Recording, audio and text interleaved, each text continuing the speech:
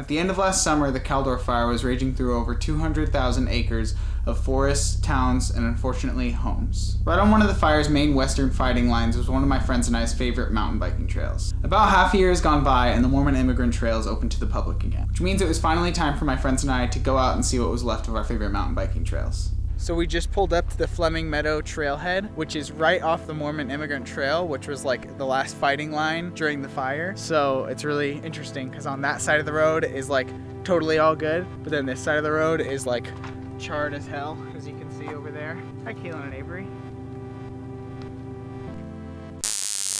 Is that a taser? Yeah. Oh my God. His house was like 10 minutes away from the fire, so he was very lucky. We're gonna go try to bike this, see what's up, and then when we're done checking out what's up over here, we're gonna go ride our favorite trail, which is on the correct side of the Mormon Immigrant Trail, so it didn't get touched.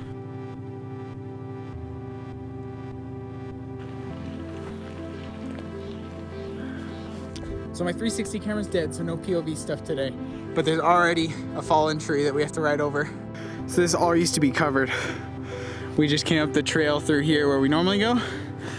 And it used to continue up through there, but now it's just bulldozed. So our normal trail is up there, but there's too many fallen trees. So we made our way down to the dozer line. And we're just checking it out, baby. Making our way down some cool single track. Fallen tree. Someone could make a jump over this. We just gotta bring a shovel, pack some dirt in the front. It could be kind of sick, honestly. Yeah, right? Yeah. It's really interesting in here because for the most part it kind of looks the same, but then when you look closely you see all these trees that are burned. And like over there's just totally like burnt out what used to be a tree, I think. Or maybe that was like a stump already, but it's just like super charred now. There's some spots that are way worse than I thought, but for the most part it's better than I thought, but not by much. Yeah. The margin's pretty slim. There's like a fallen tree right there and the branches are like so burnt. And so when we were going under that, I was like a little bit nervous because I was thinking like, I hope none of this shit falls on us. I totally almost rode right into that. Oh yeah. So there's actually a lot more greenery here than I expected, but it's so interesting because this side of the trail looking pretty good. You see some charring, but not bad. But then this side is just completely blackened. I don't really know how fires work, but it's interesting. I want to say this is where they were starting the underburns, which is that what makes sense. To really control this fire. Burning underneath themselves, and then so that way when the actual fire came, it was more controlled. Fight fire with fire. Yeah, it worked though. Let's see how wiped away this entire hillside is. I don't know if it's that this is higher elevation or that there's ash in the air, but I'm dying. Cannot breathe. We're working our way up this path and it's actually really well packed, but just off to the side is this like sinkhole from a tree system, a root system that got burnt out. Some littered glass. It's all burnt up. Pretty interesting. And another burnt out root system. Should we jump in?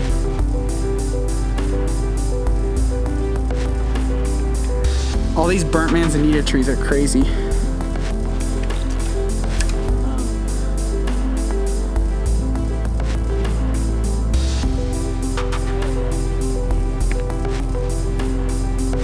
There's definitely ash in my eyes. They're super itchy. Yeah, there's that.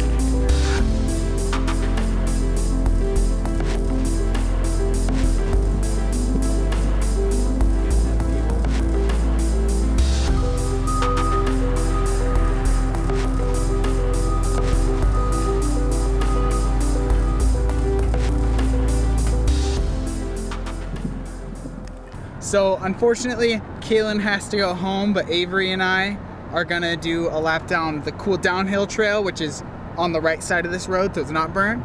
Kaylin has given me up a ride to the top where Avery is parked, and we left my van at the bottom so we can just shuttle it. We don't have to do this big climb at the beginning. We just get to have some good, fun downhill times, baby. Hey, Avery, hi, hi, hello. Good evening. Good evening. I'm overexposed. Let me fix it. One thing the fire can't touch is those sweet California views, baby. The fire can touch Avery.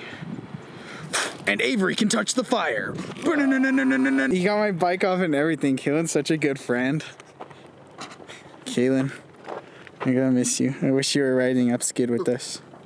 Me too. I love you, Kaylin. Thank you. Thanks for my bike. I hope you have a good day at work. I shall.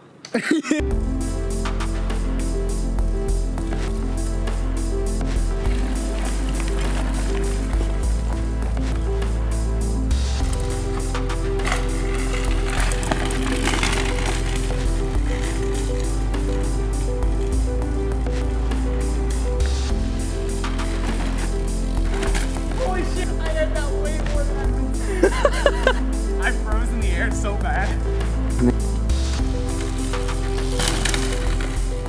Overall, the forest was in much better shape than I was expecting. This is only really speaking for the area that we checked out though. The next day I actually drove up a little bit further and it looks a lot worse up the road. As for the trails themselves, all the dirt is still pretty much intact. We were a little bit worried that they would get bulldozed just to help create better fire lines, but mostly it was intact, and the only really thing that's holding it back from being exactly how it was that there's some fallen trees. In certain areas, there's sinkholes next to the trails that you gotta look out for. Although they're not super fun to ride yet because there's a lot of ash in the air still, so by the end of the day, our eyes were super itchy.